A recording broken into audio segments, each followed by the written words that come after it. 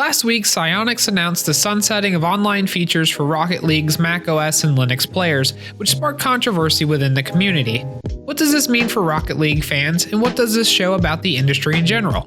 Let's discuss. On January 23rd, PC players awoke to the following Steam announcement on the game's official community page. As we continue to upgrade Rocket League with new technologies, it is no longer viable for us to maintain support for the macOS and Linux SteamOS platforms. As a result, the final patch for the macOS and Linux versions of the game will be in March. This update will disable online functionality such as in-game purchases for players on macOS and Linux, but offline features including local matches and split-screen play will still be accessible.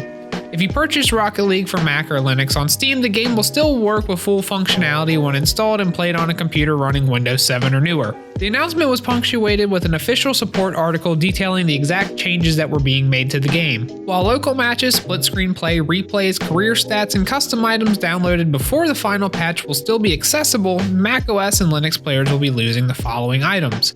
Obviously, for a game that is largely multiplayer, this is a killing blow for the affected players, and this was met with a lot of backlash.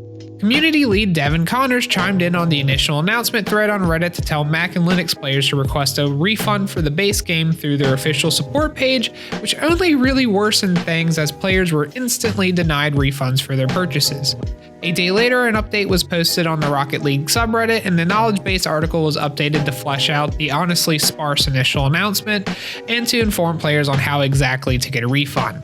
Psyonix also worked with Steam customer support to allow refunds for players that were over the 2-hour or 2-week refund policy, which is likely why previous requests were denied.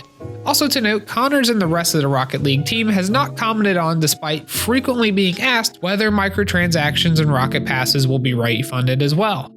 So, why is this all happening? Well, in the initial announcement, Psyonix cited an upgrade to new technologies that would make continued support on macOS and Linux not feasible, which upset a lot of players as it didn't really say, why support was being discontinued. However, in the update, they cited a migration of Rocket League from DX9 to DX11, which would require extensive work on their end to port the affected versions to a replacement rendering pipeline like Vulkan or OpenGL4 on Linux and Metal on macOS in order to have the game working. To justify the decision to cut support on these platforms, they cited the 0.3% of active players that are currently playing on affected versions, as well as the existence of Boot Camp, Wine, and Proton that would allow these players to continue playing the game. In a lot of the comments on these announcements, there's been a large amount of debate on exactly how much effort would be required to support all systems that Rocket League is currently released on. Some have cited Vulkan and other rendering pipelines as well as compatibility tools that would ease the transition, while others have pointed out potential flaws in those plans. Here's a quick rundown on how Rocket League is structured, at least how I understand it, because some of this information is very difficult to find. Rocket League is built on Unreal Engine 3, which was created by their publisher Epic Games. Unreal Engine 3 supports DX9 and 11 as well as OpenGL for rendering. Currently, DX9 rendering is used on Windows and Xbox, with a heavily modified version for Nintendo Switch. PS4 has its own proprietary API called GNMX. macOS and Linux use OpenGL for rendering, which somehow required DX9 to function. When Rocket League moves to DX11, most of these platforms will not be affected.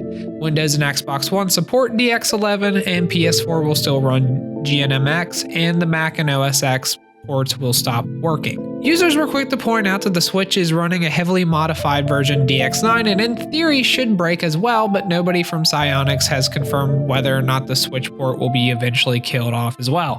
In order to support all these platforms, Rocket League would need to be updated to Unreal Engine 4, which would allow Psyonix to use Vulkan, which is supported in some way by almost every platform except PlayStation, and would also allow ports to Android, iOS, and Stadia. From what I've gathered, that would require basically remaking the entire game, which is probably why they don't want to do it. Honestly, I don't really know enough about rendering pipelines or the intricacies of game development to properly evaluate it. From my perspective, they released the game on an engine that's since become dated, which they couldn't really keep from doing since Unreal Engine 4, which wouldn't have this problem, wouldn't be released until after Rocket League's release. I can see why supporting a very small amount of players would require too much effort on their part. I don't buy into the Todd Sweeney hates Linux conspiracy that some people brought up, because it would just be too odd of a manifestation of that sentiment. However, it's easy to see that they really didn't handle this well. While it's great that they're offering refunds to players that would otherwise be left with an almost unplayable game, the fact that they're currently dodging the question over microtransactions makes the gesture feel like a half-hearted damage control rather than a genuine care from the community. Microtransactions are still money spent on a product that will be unavailable, especially if users decide to refund the base game. It also ignores players that have gotten Rocket League as a gift but paid money for Rocket Passes and blueprints. The base game is a loss, and those should be considered a loss as well. In this situation, Psyonix should honor those purchases as well if they legitimately care about the community. The other thing I'm not seeing is why an upgrade on one platform requires another platform to no longer exist. Let's say something that is not supported by DX9 is added to the game. Okay, cool, the versions that support it get it while others don't. This happens pretty frequently in games like Minecraft, where mobile and console versions for the longest time lagged behind the main PC development cycle. Even if it's bad that the unsupported versions would never get that feature or would not receive content updates, at least those players would, still have a playable game. It doesn't make any sense as to why they need to kill the entire game on that platform. The noteworthy thing about this controversy is that you can take it and expand it to a consistent trend that's been developing within the gaming industry over the past few years: live services and games as a service. One of the often overlooked aspects about massively online or multiplayer games is that they require support in order to function. Even in player-run peer-to-peer situations, there still has to be a server sitting where to create matches out of a pool of players. While some publishers and studios have allowed players the ability to create and host their own communities through dedicated servers, there's a lot of games out there that are probably being kept alive by some forgotten piece of hardware stuffed into a closet. What happens when these studios go out of business or exchange hands or find out that they need to trim their upkeep because these services cost money to run? Well, that's basically what is happening with Rocket League today. There have been notable cases in the past where the games have shut down or almost shut down. Back in 2014, GameSpy, the server provider for games such as Battlefield 2 and Battlefield 2142, as well as Star Wars Battlefront, sent players into a panic as they announced that their services would be shut down in June of that year. Children's game Club Penguin shut down in March of 2017. In November of last year, 2K Games announced that Battleborn will be shutting down in January 21, which probably won't affect anybody because nobody played. Wikipedia has an ongoing list of dead MMOs that's over 200 entries long. Now, these are just multiplayer games shutting down due to the online support ending. What happens when always online DRM services like Denuvo go offline? This wouldn't mean that a game just no longer has online features but is literally unplayable. What about services like Game Pass? What about cloud services like Stadia, where you're paying full price to play a game on that service? At that point, we just have to hope for some sort of exit plan, because it's not like those companies are required to issue refunds or really do anything for the loss that they would create. Now, in Rocket League's case, we're talking about a handful of platforms shutting down, not an entire game. However, it's a rare case of a popular game having to face this issue head on. Did Psyonix handle this situation well? Yes and no. While the reasoning behind their decision doesn't make complete sense, from a business standpoint, they have the right to terminate services at any time they choose, which I covered in a video a few months ago, even if they did the community a little dirty.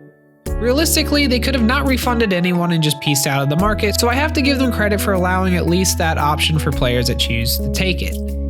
However, I feel like there is a step between continued support and complete shutdown that would have allowed the games to live on their own after official support ceases. At least allow private matches or something like that. Also, the fact that they're dodging questions around refunding microtransactions and rocket passes shows that it's probably not going to happen. If you're going to kill a game to the point that you're offering refunds, you might as well extend that olive branch to in-game purchases, since they'll be useless when the game ends. It's also hard to argue that that would be too expensive, considering that you find the 0.3% of your user base they're not profitable enough to continue supporting the game. As for what this indicates for the industry as a whole, it's really something that we've been moving towards for a few years now. This is just one of the few examples of a studio being forced to face the reality of death head on. Live services and massively multiplayer games are here to stay until they're gone. Their death is inevitable. What happens when that time comes is up to publishers, and there's not much that we can do about it. Thank you guys for watching. Let me know what you guys think. Leave a comment in the comment section below. Give me a like, all that stuff. Subscribe. Peace out.